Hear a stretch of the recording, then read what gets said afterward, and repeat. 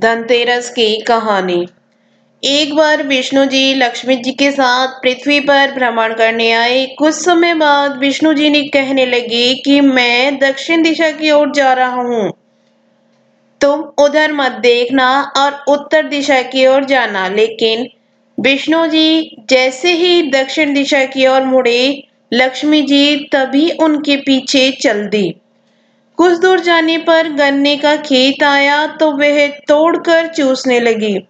विष्णु जी ने देखा तो वह बहुत क्रोधित हुए और लक्ष्मी जी को श्राप देते हुए कहा कि जिसका यह खेत है, तुम 12 वर्षों तक उसकी सेवा करो। इतना कहकर वह क्षीर सागर को चले गए। लक्ष्मी जी किसान के यहाँ रहने लगी और उसे धन धान्य से पूर्ण कर दिया। 12 वर्ष पूरे होने पर लक्ष्मी जी जाने लगी तो किसान ने उन्हें रोक लिया। विष्णु जी जब लक्ष्मी जी को लेने आए तब भी किसान ने उन्हें नहीं जाने दिया। इस पर भगवान बोले कि तुम परिवार सहित गंगा स्नान को जाओ और मैं तुम्हें जो कोड़ियां दे रहा हूँ उन्हें गंगा जी में छोड़ देना। तब तुम वापस नहीं आओगे, हम नहीं जाएंगे। किसान ने भगवान के कहे अनुसार किया। उसने जैसे ही कोड़ियां गंगा में डाली वैसे ही 4 चतुर्भुज निकले और कोड़ियां लेकर जाने लगे।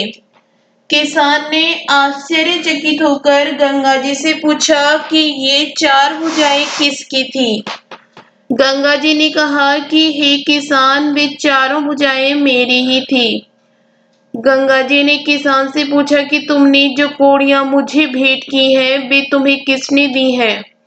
किसान ने कहा कि मेरे घर 2 सज्जन आए हुए हैं, उन्होंने दी हैं। अब गंगा जी कहती हैं कि तुम्हारे घर जो पुरुष है वह विष्णु जी हैं और जो स्त्री है वह लक्ष्मी जी हैं। तुम लक्ष्मी जी को जाने मत देना, नहीं तो फिर से वैसे ही निर्धन हो जाओगे। किसान जब वापस लौटा तो भगवान से बोला कि मैं इन्हें नहीं जाने दूंगा।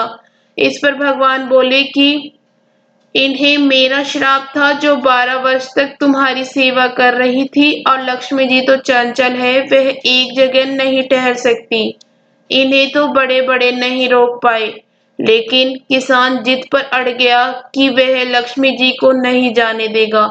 किसान की जिद सुनकर लक्ष्मी जी कहने लगी कि अगर तुम मुझे रोकना चाहते हो तो सुनो, कल धनतेरस है, तुम अपना घर साफ करना और शाम को दीपक जलाकर रखना।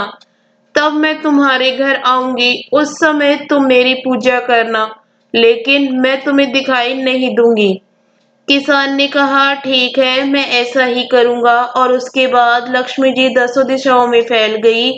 विष्णु जी देखते रह गए। किसान ने अगले दिन वैसा ही किया जैसा लक्ष्मी जी ने कहा था और उसका घर धन धान्य से भर गया।